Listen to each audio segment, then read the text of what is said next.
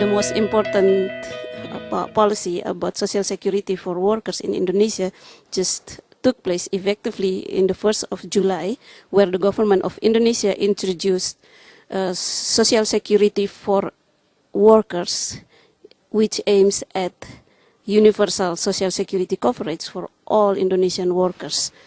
And previously, the social security system in Indonesia didn't cover the entire workers. It only covered the family and the workers who works as civil servants, military, or police, and other workers left unprotected. So the aim of these programs is to cover the entire workers. The program itself consists of 4 schemes. The first is the pension fund, old age benefits, work accident insurance, and also death benefits.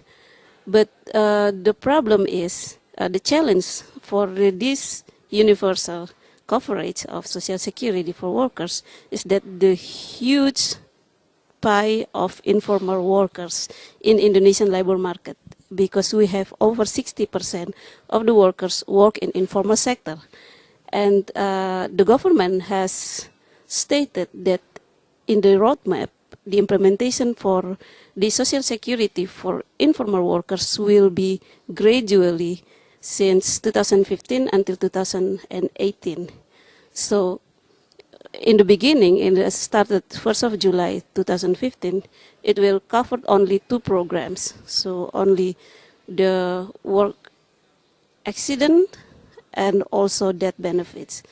2 others not yet, and they said that after 2018 it will be started to be introduced to the informal workers. So that's one challenge.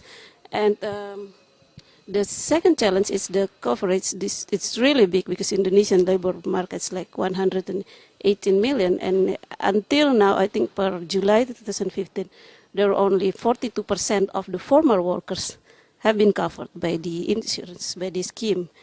It means it's 42% of the 40% of the labor market, which means we still have 60% of the 40% and then 100% of the 60%, which means it's a long way to go, but we'll see. We still have the optimism that this will be covered, but for a first step, I think it's really a milestone in terms of protecting Indonesian workers from shocks and for crisis.